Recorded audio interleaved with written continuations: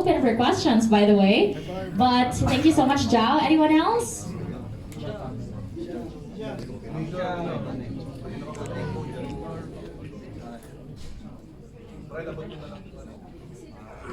There you go. How was the whole experience, and how would you rate your performance in the group stage? Yes. So for our team Kaya sandali, execution, sasabihin niyo ang pangalan para malaman namin kung sino player. Yan, okay. Wala, hindi ako naka-record ako, dapat nare-record. Okay. okay, I'm CML from execution. So I think for our team, we can all agree that it was a bit scary because all games are BO1.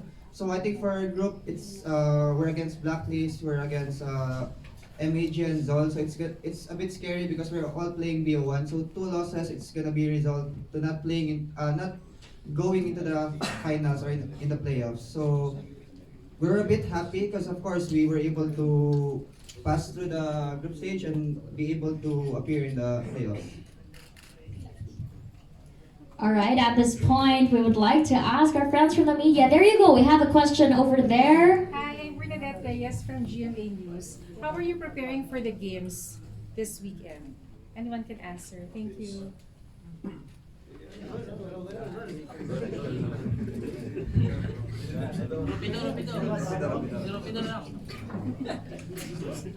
Hello.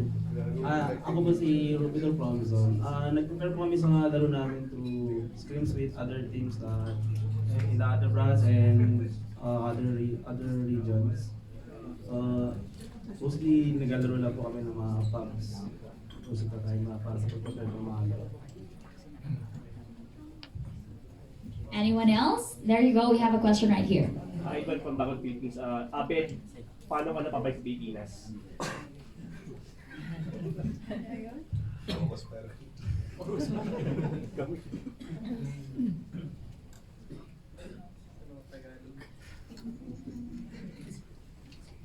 Ever since naman, yung mga players na nakampig ngayon, parang matagal ko na rin silang ini-invite sa mga naging previous international teams ko. And then, this year, feeling ko yung timing lang talaga mas nag-align sa aming mga players. So, and ito rin yung naging best kumbaga opportunity namin na maging teammates namin. Pero mayroon bang nag-udyok sa'yo na bumalik sa Pilipinas? Parang it's always been my dream din naman talaga na bumalik. So, the timing is right lang talaga this time. The timing is right this time. We love to hear it. Thank you so much, Abed. Anyone else? There you go. To Abed and to anyone can answer. How does it feel to play in a regional tournament in your own country? I mean, how does it compare to us to when nagko-compete ka sa ibang bansa?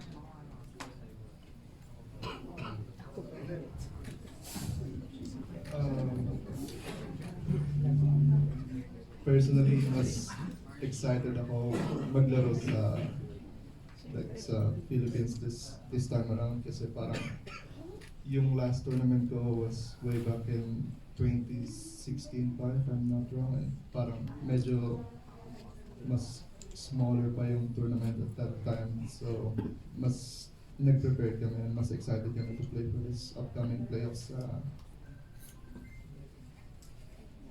sa Mo.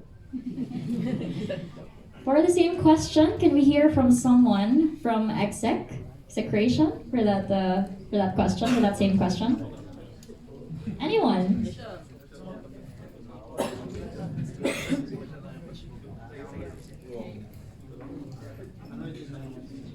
Pwede daw po ba paulit ng question? Sorry. Nagko-compete ka sa isang regional tournament sa sarili mong bansa as compared sa ibang bansa.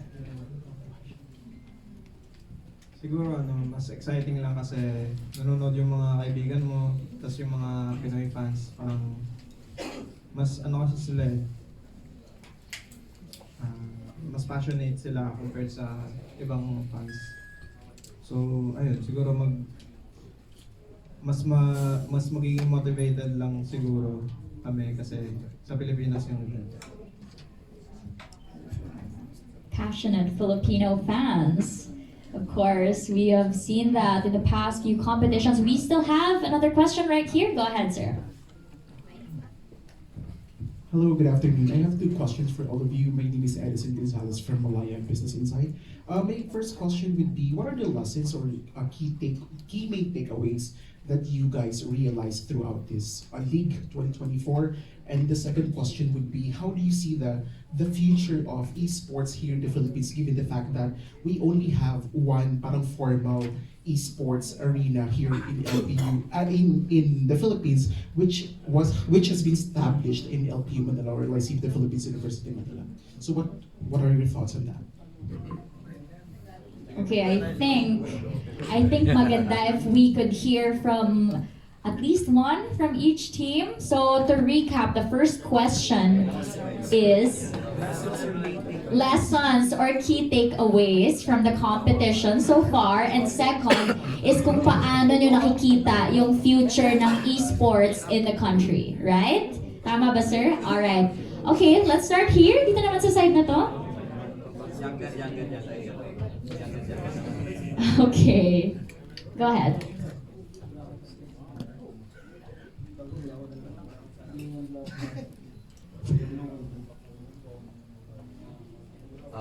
Can you repeat the first question? Okay, first question. Ako na po magre-repeat. First question is lessons, mga take-away nyo from the competition so far. And second is kung paano nyo nakikita yung future ng esports moving forward. Yung sa first question, I think yung learning from your loss. Like, let's say, mas better siya ma-experience talaga pag kung saan ka lang matalo. Kasi parang bigla mo na lang marirealize yung mga mistakes mo. Yeah, then secondly, I think right now, this year, suddenly may biglang mga tournaments na compare no mga last few years yung pandemic. So, very good future for Dota right now, I would say. Hopefully. Very bright future indeed. Now, someone from execration this time?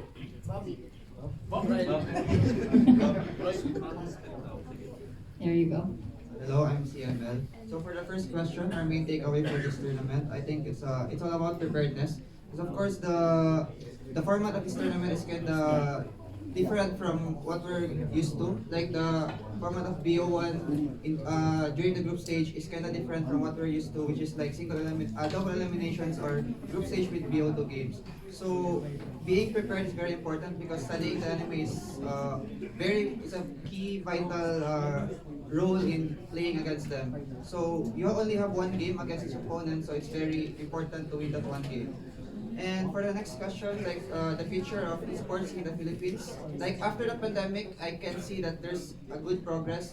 Like even like the schools are supporting esports already. So I think it's a very important thing. Like students are able to play their game or to practice.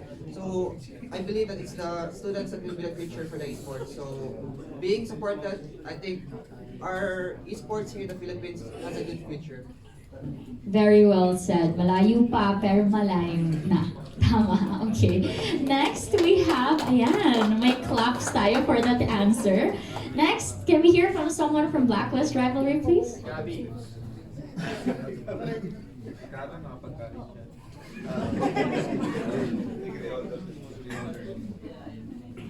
Yung sa first question, yung key takeaway na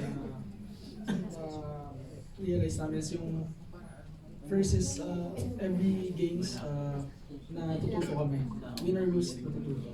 Then sa second question, like what CML said, bright ang feature ng esports sa Pilipinas since most schools and universities is supporting esports.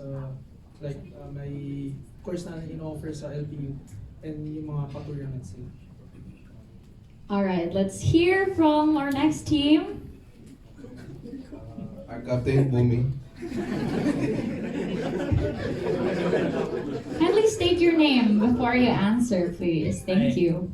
I'm Bumi, 747.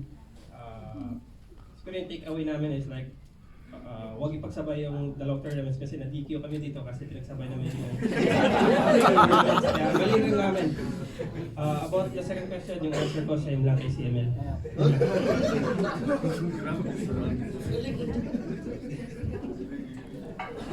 Alright, thank you so much to all of our teams. Madami pa tayong question. Here. Hi, I'm Jessica from Manila Bulletin. Guys, you're representing Philippines na in different competition. Can you please share with us ano ba yung support na nakukuha niyo both from private and government agencies? Tsaka kung ano pa yung tulong na kailangang ibigay sa mga esports players? Is that question for all of them? Okay, so one each again. Doon naman tayo mag-start sa dulo. Okay, go ahead.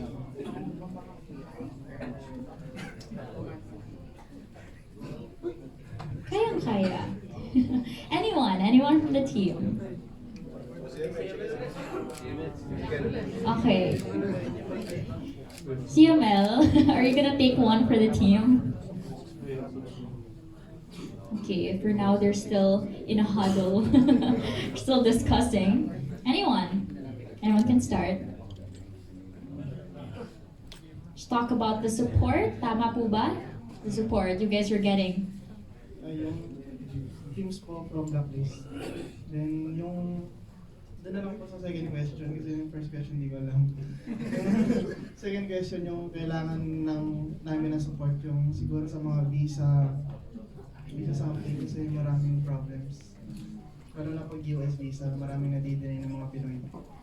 So mostly visa talaga ang problem kasi yung needs naman namin as a team, binibigay naman ng team namin. So visa talaga. Alright, anyone else? Okay, mukhang nag-agree sila because we heard claps. Anyone else?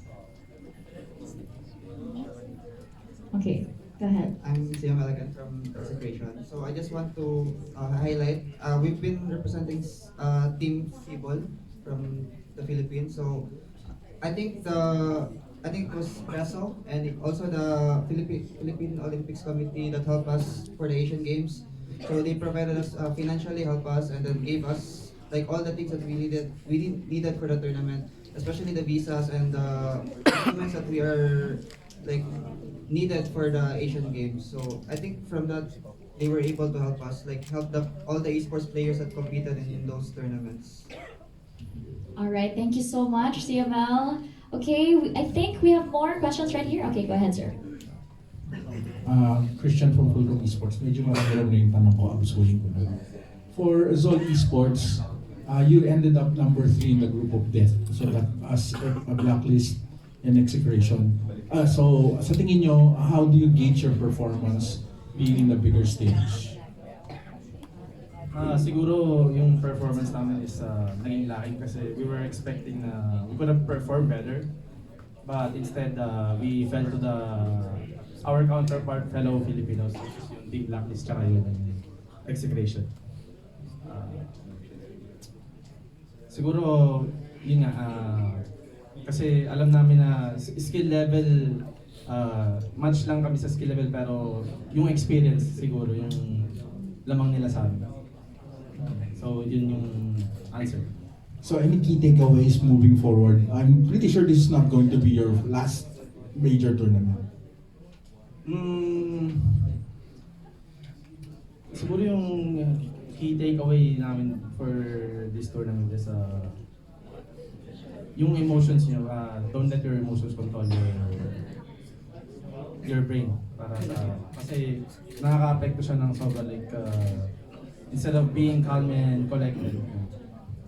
Okay, next question ko sa Blacklist International. Given yung loaded na lineup nyo this tournament with featuring a couple of TI veterans, would you think sino yung mahihirapan kayong team in the playoffs if yun yung makabangga nyo? Yung mahihirapan siguro ko na yung IC, which is sila yung kalaban namin sa playoffs. Kasi una best of one, Then yung team nila, sobrang dami ng cheese hero, like unpredictable heroes. So yun, need lang namin mag-prepare. So for execration, you will be coming up against Aster. So sa Aster, alam naman natin this is mga bata ng Aster. So what do you think, saan kayo mahihirapan sa kanila in your upcoming matchup? Saan po mahirapan? Sa kalaban nyo, sa Astra Harris. Ano yung matchup nyo? How do you feel about your matchup against them? Against Astralis po? Feeling ko po, easy win lang po. Yeah, I love the confidence. Sa 7-for-7 naman, being again your first time, ano rin yung key takeaways nyo sa nangyari? Bukod dun sa huwag sasama sa dalawang tournament at the same time, ano yung key takeaways nyo?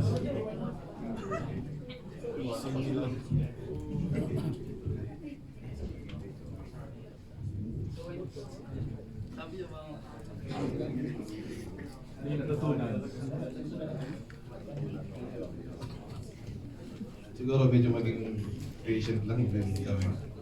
Tsaka kasi madami rin difficulties na nangyari. Medyo natadala kami ng mga emotion namin. Tapos, yung mga learnings lang na nakuha namin galing dito. Tsaka yung paano makisalamuha sa mga ibang teams or players or orgs. Alright, I think that is all the time we have for the Q&A for our Dota 2 teams from the Philippines. Thank you guys so much for your questions, and thank you to our teams for being so graceful. Okay, photo op. Picture muna kayo. Thank you to our teams for being so graceful with answering all the questions.